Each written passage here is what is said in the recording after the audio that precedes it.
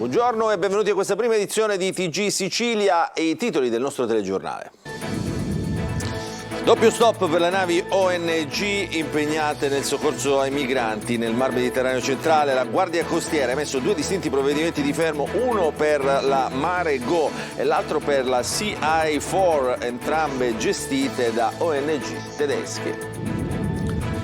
Festa della Repubblica a Catania, celebrazione a San Nicolò l'Arena con l'omaggio ai caduti, in Piazza Università la tradizionale cerimonia con l'alzabandiera e l'inno nazionale alla presenza delle autorità e di molti giovani, presente anche il ministro Nello Musumeci.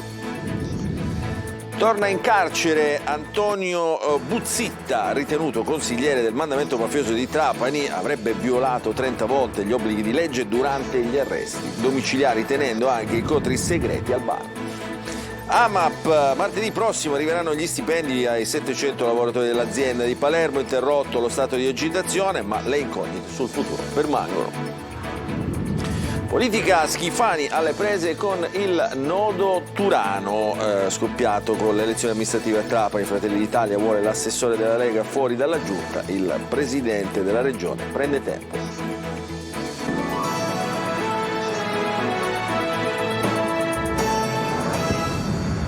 Buongiorno e ancora benvenuti a questa prima edizione di TG Sicilia. Apriamo questo telegiornale con la cronaca perché registriamo un violento scontro tra tre auto ad Acquaviva Platani in provincia di Caltanissetta. Nell'impatto 6 persone sono rimaste ferite, 4 delle quali in modo grave. Sul posto sono intervenute l'elisoccorso e diverse ambulanze. 4 feriti sono stati trasferiti in ospedale in codice rosso, 3 ad Agrigento e 1 alla Sant'Elia di Caltanissetta. Altri 2 ragazzi invece sono rimasti feriti in maniera lieve. Adesso ci occupiamo di immigrazione perché è scattato il fermo amministrativo di 20 giorni e una multa per la Mare Go, nave di una ONG tedesca che ieri ha sbarcato 37 migranti soccorsi in mare a Lampedusa, violando le disposizioni delle autorità italiane che avevano indicato Trapani come porto di sbarco. Il provvedimento è stato eseguito da parte della Guardia di Finanza e della Capitaneria di Porto, fermo amministrativo anche per una ONG tedesca, un'altra ONG tedesca, la Sea I4, approdata ieri nel porto di Ortona in Abruzzo con 49 migranti a bordo, soccorsi in 2 diverse operazioni nel Mediterraneo centrale. Quindi si riapre lo scontro politico anche sull'immigrazione. E il 2 giugno, parliamo della festa di ieri, la festa della Repubblica in tutta Italia. A Catania la giornata è stata aperta dalla deposizione della corona di alloro nel vestibolo del Sacrario Militare per rendere onore ai caduti alla patria, e poi è proseguita a Piazza Università dove ci sono state ulteriori celebrazioni, erano presenti tutte le autorità cittadine e tanti giovani coinvolti. Servizio di Emanuela Corsi.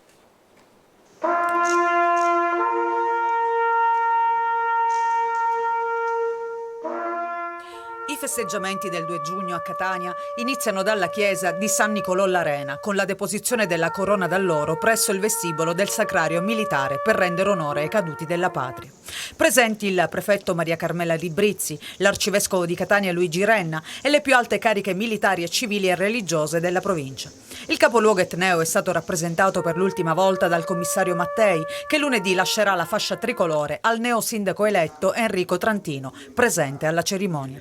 La giornata nella quale festeggiamo la Repubblica inizia sempre con la deposizione di una corona ai caduti nel sacrario che si trova nella chiesa di San Nicolò all'Arena, perché la nostra Repubblica nasce dal sacrificio di tante persone.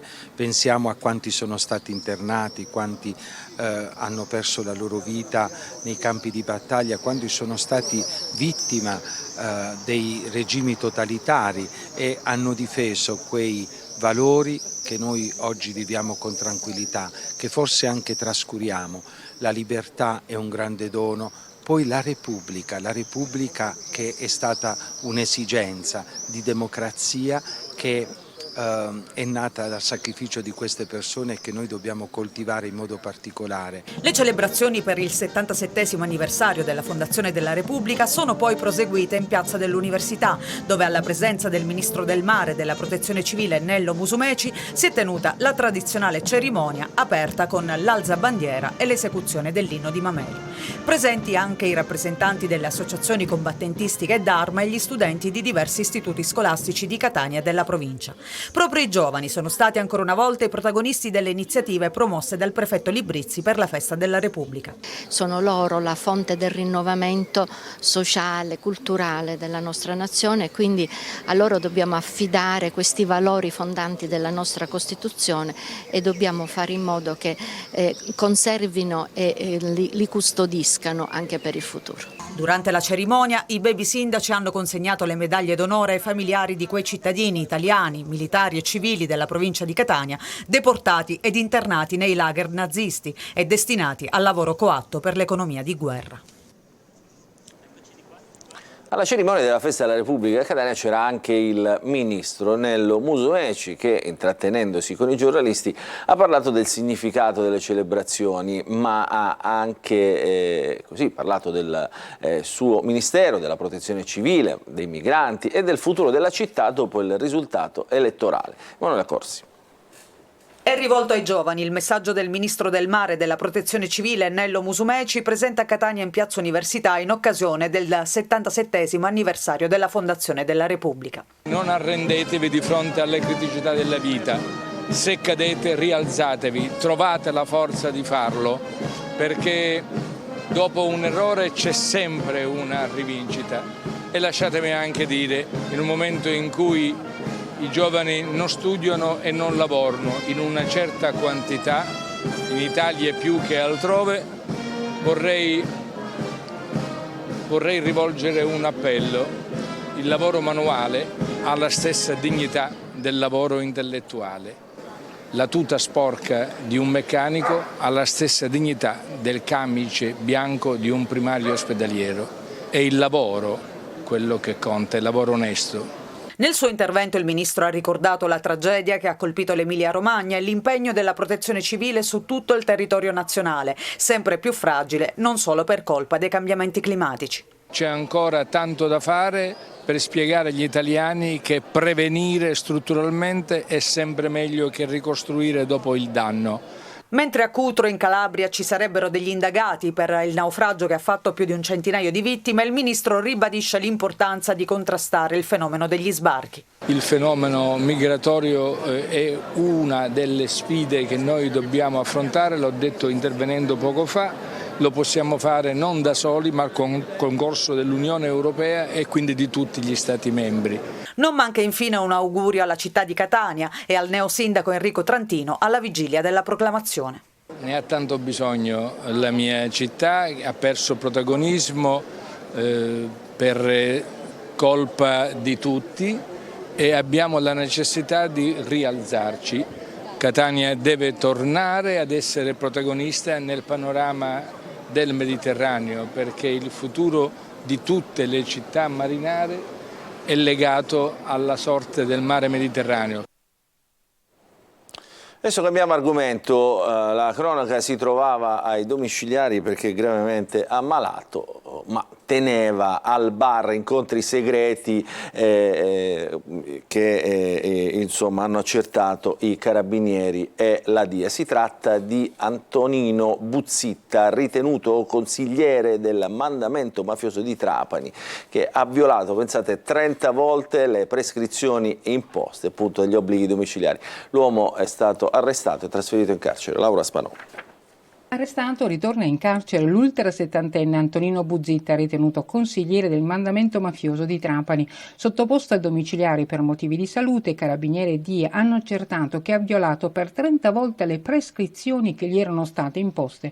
Buzzitta lo scorso 3 marzo era stato condannato dal Tribunale di Trapani a 21 anni di reclusione. Fu la pena maggiore inflitta dal Tribunale nel cosiddetto processo Scrigno, scaturito dall'omonima operazione antimafia condotta dai carabinieri e che vide imputato anche l'ex deputato regionale Paolo Ruggirello, pure lui condannato ma a 12 anni di reclusione. Buzitta è stato già condannato 2 volte in via definitiva per associazione mafiosa ed è anche imputato sempre per associazione mafiosa con il ruolo di promotore in un processo in corso. A Buzitta erano stati concessi i domiciliari perché doveva sottoporsi a chimioterapia con il divieto però di comunicare con soggetti diversi dai familiari.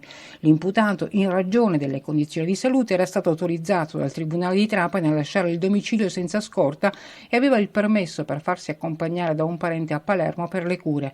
Ed invece, fra dicembre 2021 e lo scorso aprile, avrebbe violato le disposizioni in una trentina di occasioni, dunque non solo cure mediche, ma anche macellerie, edicole, supermercati, bar. Buzitta è stato fotografato dai carabinieri del nucleo investigativo del comando provinciale, dagli investigatori della DIA che lo hanno continuato a monitorare mentre se ne andava in giro a sbrigare le faccende quotidiane. Si spostava tra Trapani, Erice e Paceco, sia di giorno che di notte, nonostante avesse l'obbligo di frequentare solamente parenti più stretti. Ci sono 2 episodi in particolare che riguardano 2 incontri riservati, uno avvenuto nel retrobottega di un bar, l'altro in un'abitazione trapanese. La sezione misure di prevenzione del Tribunale di Trapani, su richiesta della Direzione Distrettuale Antimafia di Palermo, ha così deciso l'aggravamento della misura per l'ultrasettantenne. Lo impone la gravità eccezionale delle condotte messe in atto da Buzitta.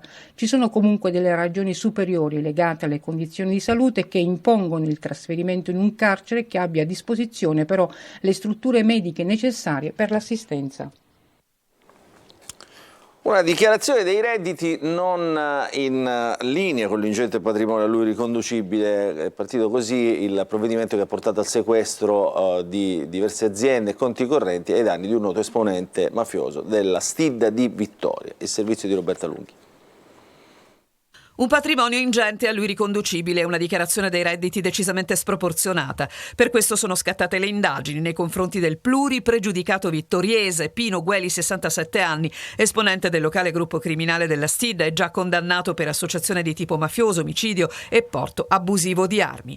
I carabinieri del nucleo investigativo del comando provinciale di Ragusa, deducendo la natura illecita delle risorse utilizzate per acquisire la disponibilità dei beni, hanno sequestrato le 2 aziende di produzione di packaging per prodotti ortofrutticoli, la Pacart SRLS e l'altra contenitore della prima, entrambe a Vittoria. Congelati i relativi conti correnti e altri beni per il valore di 2 milioni di euro. Si tratta di un risultato molto importante per il contrasto alle associazioni di tipo mafioso presenti sul territorio della provincia, in quanto fondamentale come strategia perseguire questo tipo di attività criminose sia con indagini di tipo penale sia con attività investigative nel settore patrimoniale, per sottrarre a soggetti inseriti in circuiti criminali mafiosi beni illecitamente acquisiti.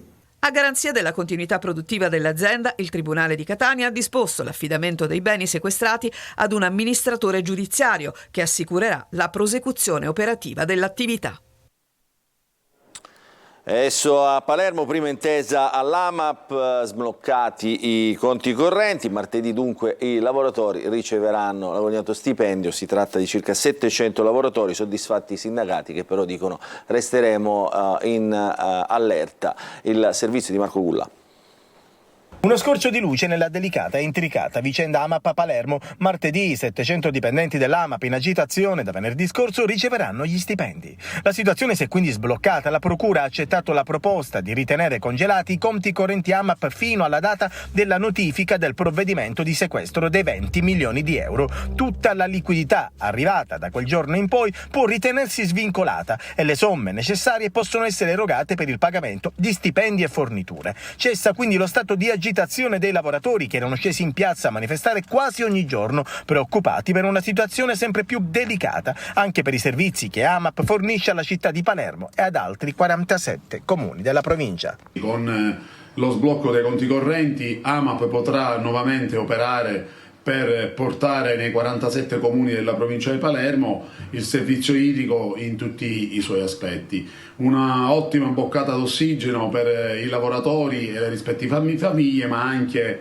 per la cittadinanza che è stata in apprensione per la possibile interruzione del servizio. anche i crediti esigibili che l'AMAP vanta dal comune per circa 3 milioni di euro per il servizio di pulizia delle caditoie saranno usati per pagare gli stipendi e le forniture. Abbiamo rischiato di andare in blocco perché non si potevano più acquistare i reagenti per clorare l'acqua o per gli impianti di depurazione. Grande soddisfazione esprimiamo per l'intervento del prefetto, per l'interessamento del sindaco di Palermo, il professore Lagalla, e per il vice sindaco, l'onorevole Varchi. Grazie al loro intervento tutto questo è stato possibile. Continuiamo a mantenere alta l'attenzione perché l'azienda AMAP è un gioiello a Palermo che produce utili e soprattutto è una società integrata del servizio idrico più grossa del sud Italia dopo l'acquedotto pugliese. Sarà il Tribunale del Riesame nelle prossime settimane a decidere sull'istanza per chiedere il dissequestro di 20 milioni di euro, mentre per la prossima settimana è stata convocata un'altra assemblea dei soci alla quale sono invitati anche gli altri 47 comuni serviti dall'AMAP.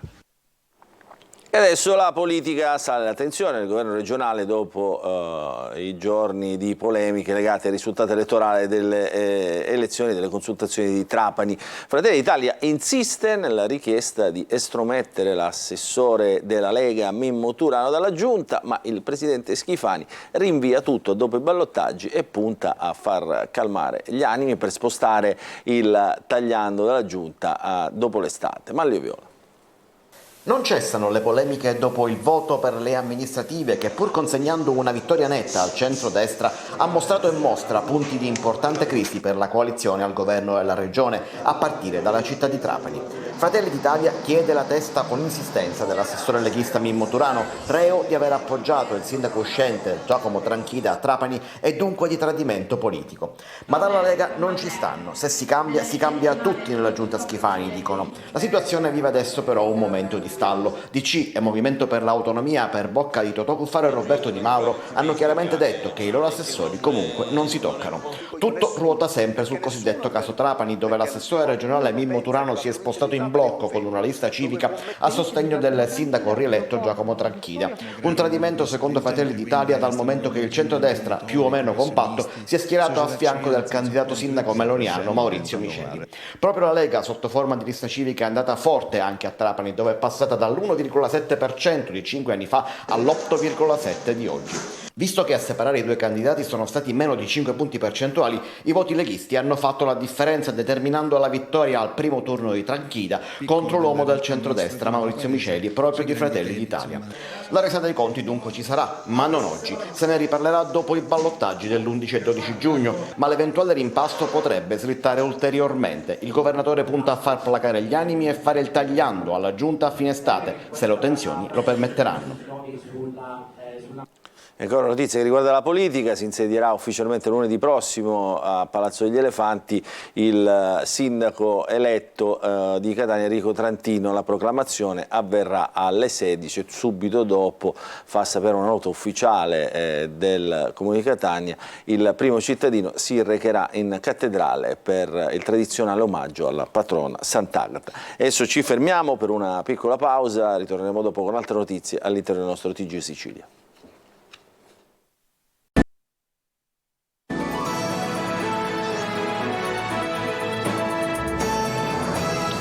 Bentrovati nella seconda parte del nostro TG Sicilia. Torniamo a parlare della Festa della Repubblica che si è celebrata ieri, una Festa della Repubblica che è stata non solo all'insegna della tradizione ma anche all'insegna della cultura, con tutti i siti regionali aperti con accesso gratuito. Noi siamo andati a Palazzo Bellomo a Siracusa, il servizio di Francesco Aloi. Non solo mare o scampagnata, il 2 giugno può essere anche sinonimo di cultura. E così c'è chi approfitta dell'ingresso gratuito per visitare i musei. Noi siamo andati al Bellomo di Siracusa, a 2 passi dalla Fonte Aretusa. La cultura è la base della nostra civiltà. Stiamo girando proprio Siracusa per vedere il più possibile, quindi più centri. All'interno di questo palazzo del XIII secolo, modificato nel corso del tempo, si può fare un viaggio. Dall'epoca bizantina al XVIII secolo la full immersion è garantita. Soprattutto la cultura ha bisogno di essere incentivata, che purtroppo l'Italia ne è piena ma diamo troppo poco spazio. Non essendo di questa zona abbiamo preferito dedicare alla cultura la nostra giornata del 2 giugno. Queste due sculture sono di Antonello Gaggini. Poi gli occhi cadono sulla tela che raffigura il martirio di Santa Lucia. Autore il siracusano Mario Minniti, amico del Caravaggio. Qui ci sono molte icone bizantine. Questo trittico raffigura l'apoteosi della Vergine e le storie del Nuovo Testamento. Fuori, nel cortile, ci sono gli stemmi della vecchia porta d'ingresso della città, che all'epoca era solo ortigia. Ma è in questo salone che finisce il nostro viaggio. Qui è esposto il gioiello della galleria, l'Annunciazione di Antonello da Messina, visibile anche con la realtà mista. È un progetto cofinanziato dalla Regione, con la collaborazione di Unicit e di altre aziende. Abbiamo una guida di eccezione, è lo stesso Antonello da Messina che spiega al visitatore il suo quadro, parla di se stesso e dà al visitatore la possibilità di apprezzare alcuni dettagli del suo quadro. Non solo oggi, turisti e residenti potranno approfittare dell'accesso gratuito in tutti i siti della Regione, anche domenica. E con questa notizia si conclude il nostro telegiornale di questa mattina. Vi ricordo che l'informazione su Antenna Sicilia ritornerà più tardi alle 13:30. Nel frattempo vi lascio con la rassegna stampa curata oggi dalla collega Emanuela Corsi. Allora, nel ringraziarvi per averci seguito, non ci sono ulteriori aggiornamenti, allora buon proseguimento di giornata a tutti.